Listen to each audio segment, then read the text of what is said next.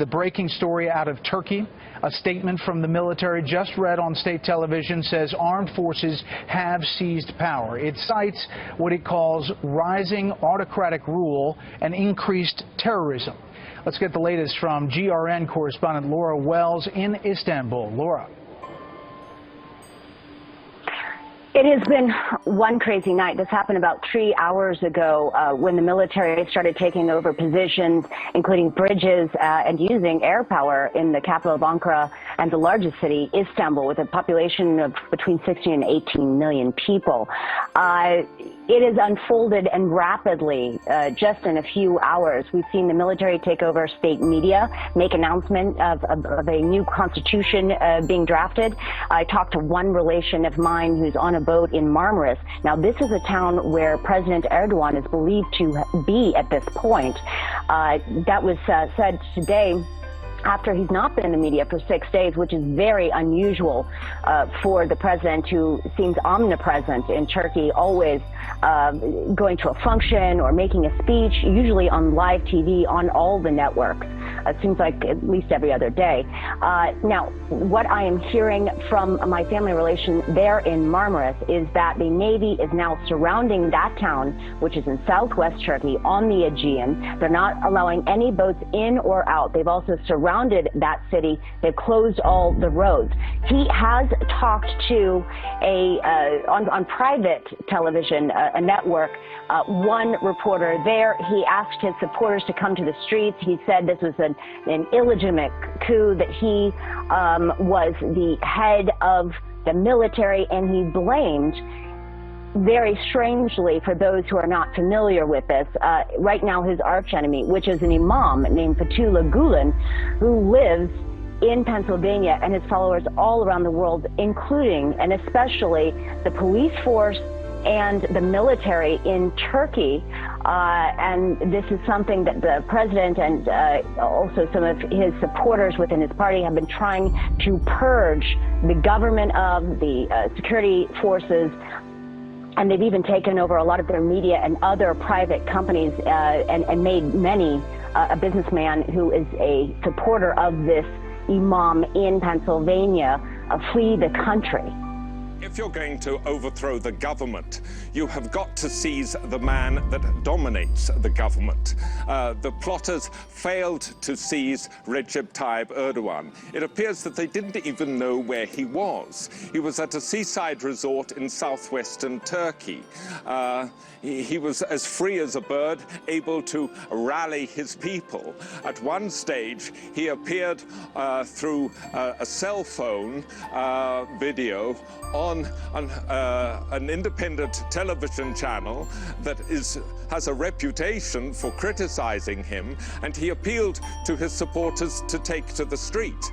It struck me at the time as being a reckless move, because he was asking his supporters to get in harm's way, but they did turn out in his support. Good evening. France is in a state of emergency tonight after a terror attack shattered national celebrations for Bastille Day. It was a soft target. The impact was deadly, with the truck ploughing into crowds watching fireworks in the coastal tourist town of Nice. 13 hours on, here's the situation tonight. We know that at least 84 people were killed when the truck drove through the crowd. Dozens more were injured. 18 are in a critical condition in hospital. It's been confirmed at least 3 Australians were injured in the attack. The driver was eventually shot and killed by police. Mark Burrows begins our coverage. A terrible white weapon. The truck built up speed, collecting its first victims, then bulldozed into the packed crowd, leaving a trail of dead and injured. Terror attack! There's a terror attack! Down! Down! Really? Down! And panic on the beachfront of France's favourite southern city.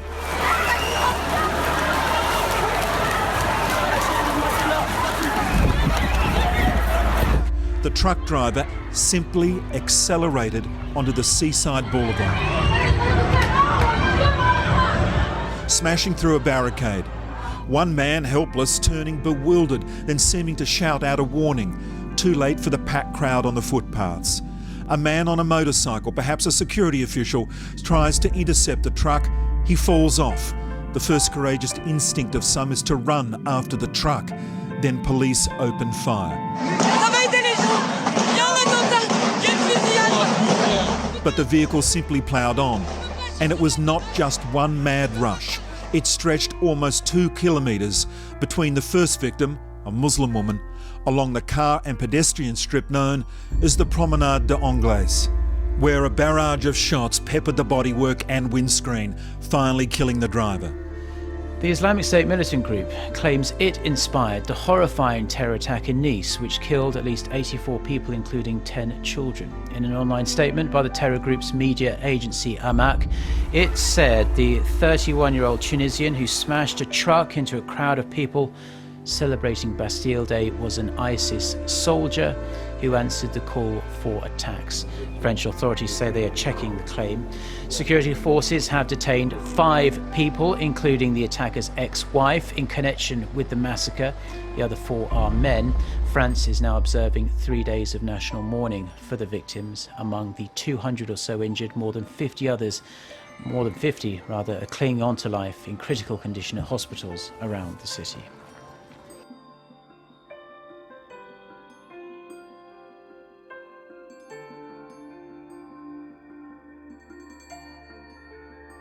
And now to Iraq, where multiple explosions at a military base north of Baghdad have killed at least 15 security forces. Iraqi military says 2 bombers detonated their vehicle-borne explosives at the gate of Camp Speicher. 3 others blew themselves up after entering the base outside of the city of Tikrit. Nearly 24 security forces were wounded in the attacks. The Daesh Takfiri terrorist group has claimed responsibility for the bombings. In Libya, at least 60 police officers were killed and around 200 others were wounded when a massive truck bomb exploded near a police base in western Libya earlier today. Hours after the blast, rescue workers at the scene had pulled 60 bodies from the wreckage. Libyan officials fear dozens more may have been killed. The police base was used by Libya's border police. Authorities say about 400 recruits were based there. No group has claimed responsibility for the attack. ISIL has claimed responsibility for the Baghdad Mall attack that killed at least 18 people. The IS said in an online statement that 4 ISIL fighters set off a car bomb and launched a suicide attack in the entrance of a mall where many Shiite Muslims gather. And the group also warned of what it said as worse to come. According to Iraqi officials, at least 50 others were wounded in the attack that lasted over an hour. A UK-based monitoring group says Daesh has overrun the Syrian city of Deir ez-Zor, killing dozens of people. The city lies in the eastern part of the country and is under regime control, but parts of Deir ez-Zor, the Deir ez-Zor province, have been besieged by Daesh. The Syrian Observatory for Human Rights says at least 135 people were killed in an attack on the city. It also says at least 85 people were family members of Syrian soldiers. Daesh has also reportedly kidnapped more than 400 civilians. The monitoring group also says more than 200,000 people are trapped in the city. Kabul, February 1st. A powerful suicide blast has killed at least 10 people in Kabul near the headquarters of the Afghan Border Police, ABP. Afghanistan's Deputy Interior Minister said that 20 people were wounded in the attack. Initial reports suggested that the suicide bomber was on foot who planned to enter into the headquarters of ABP, but security forces fired on him after he was recognized. Most of the victims are reportedly civilians, as Dihmazang area is a very busy part of the city. It is still unknown whether the blast occurred as the result of the firing or the terrorist himself detonated his vest.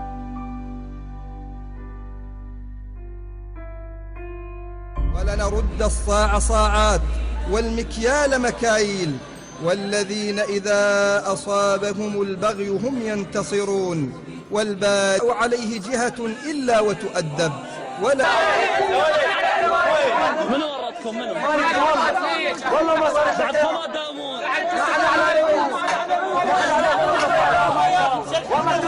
الله لا يطير مالك الله لا يوفقك.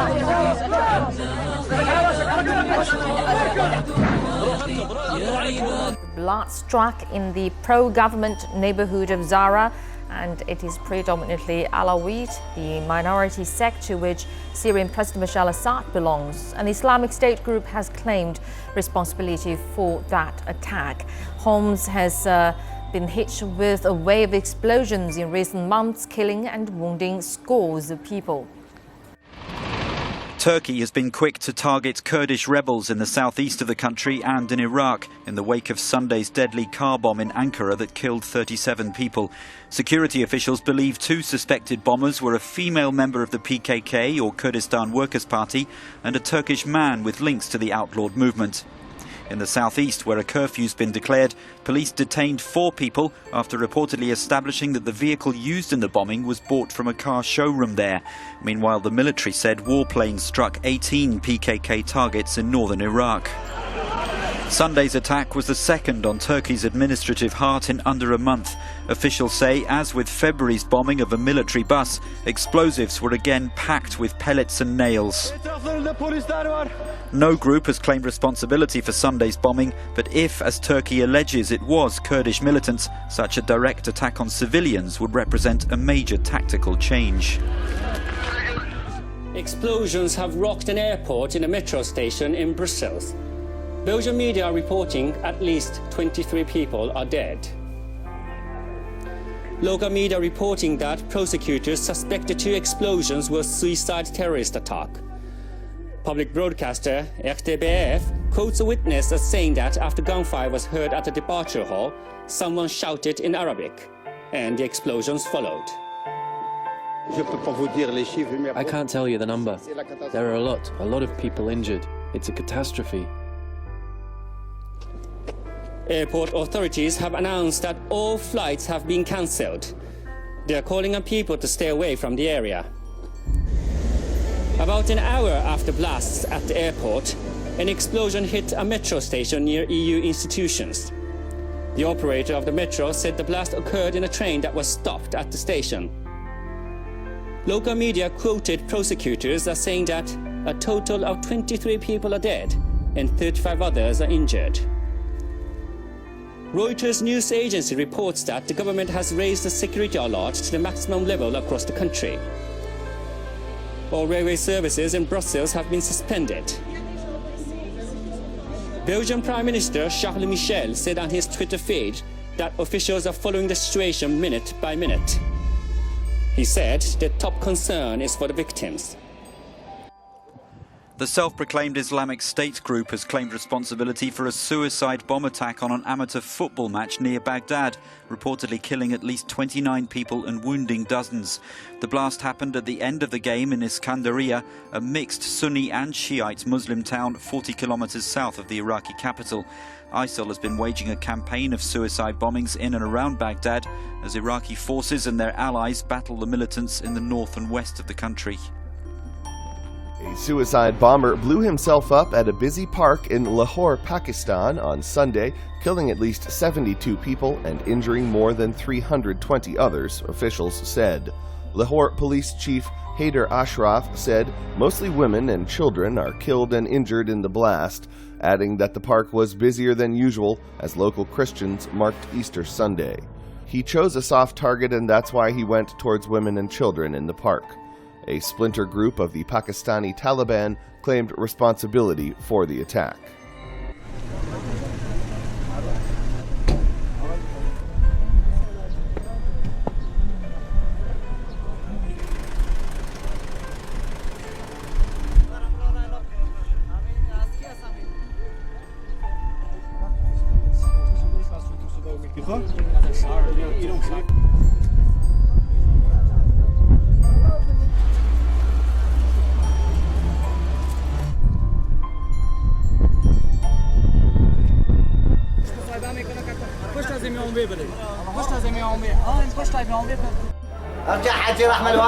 The aftermath of yet another suicide bombing claimed by Islamic State in Baghdad.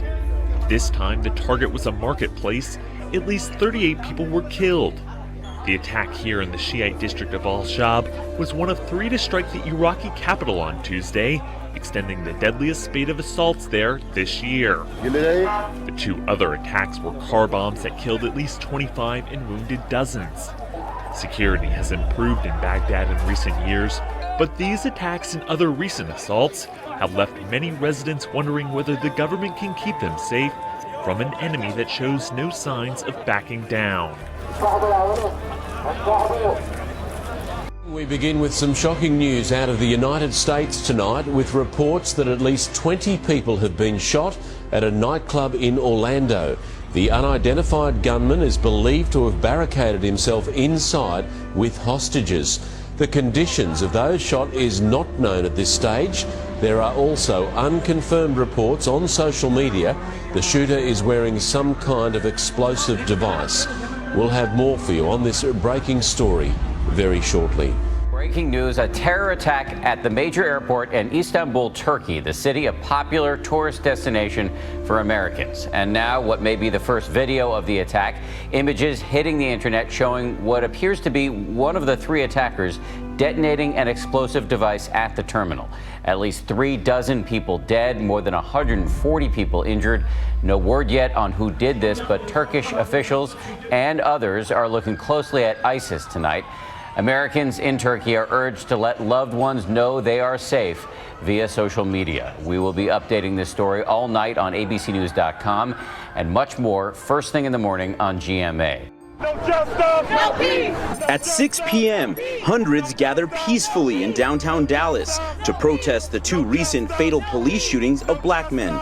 Some protesters even taking photos with Dallas PD, showing their solidarity. Then at 8:45, just a mile from City Hall, shots ring out. Officers scramble to secure the scene. Shots fired. Shots fired. Moving protesters out of harm's way. We got shots fired. Get out of here. The shots grow louder as at least 2 snipers fire on police from elevated positions. Patrick Cooper filming this video inside El Centro College, where one of the snipers appears to be shooting from above. Is somebody shooting? This chilling video shows one of the gunmen taking aim at a police officer. He misses twice before firing the deadly shot. We got a guy with a long rifle. We don't know where the hell he's at. The Dallas police chief calling it an ambush against law enforcement. We believe that these suspects were positioning themselves in a way to triangulate on these officers from 2 different perches in garages and planned to injure and kill as many law enforcement officers as they could. Bystanders also caught in the carnage. And right as she started to run, she caught a bullet in the back of her right calf. She immediately jumped on top of one of her sons. Teresa Williams telling us that her sister, Shatamia Taylor, at the rally to protest peacefully with her 4 sons, was shot in the leg while trying to shield her boys. She's recovering in the hospital. So all she keeps saying is, my prayers go out for the families of the cops that have lost their lives. The intensive manhunt for the snipers paralyzing this city. Reports of possible bombs planted by the shooters causing panic. 3 suspects now in custody. 7 hours after the first shots fired, the last remaining gunman shot dead by police. As morning breaks here, 11 officers shot, 5 killed, including 43-year-old officer Brent Thompson. The city's mayor calling the shooting heartbreaking. I ask everybody to focus on one thing right now, and that is our Dallas police officers, their families, those that are deceased, those that are in the hospital, fighting for their lives. Let's all come together and support our police officers.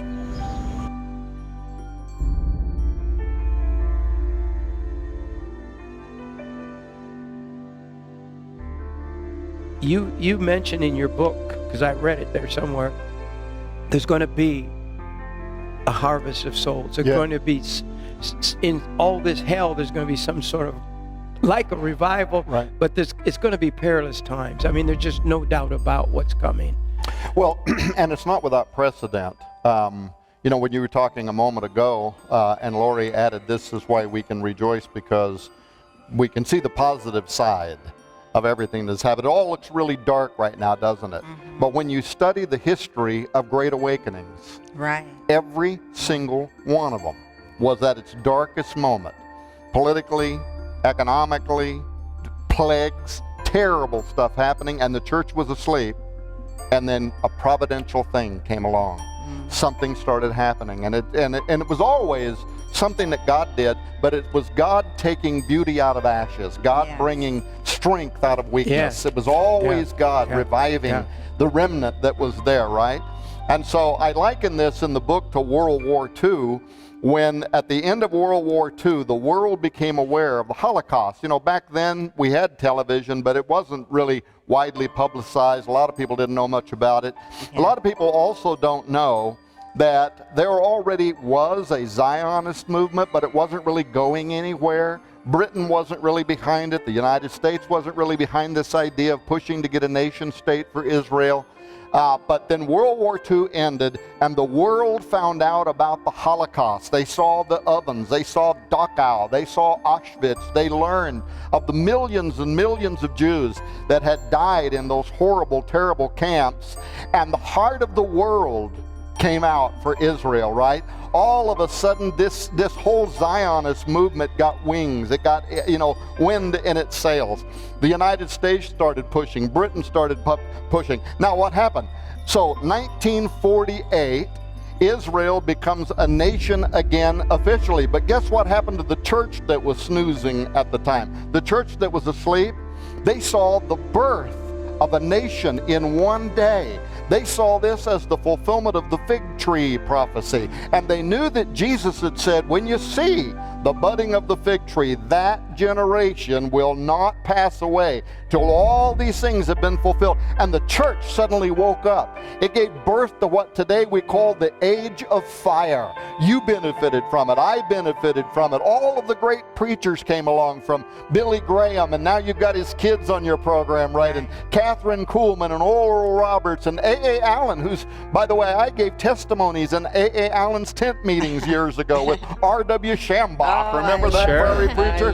It gave birth to the age of fire that literally swept the world, and literally millions and millions of people came to know the Lord. A little bit later, it happened again through the Jesus Freak movement. What I'm saying is, there is going to be a catastrophic event, but it's going to cause the church to wake up. It's going to cause people to get serious. It's going to cause preachers, I think, to start preaching the gospel again. And I'm taking some heat for this, by the way, in that I'm saying there's also going to be a lot of women preachers. People don't like that. Some of my Baptist friends, oh, a woman should keep... I'm telling you, this revival is going to have some of the most powerful preachers in the form of women who are going to unapologetically preach the gospel of Jesus Christ. And I think it's going to give birth to the greatest revival in the history of humanity, coming right out of the ashes of chaos.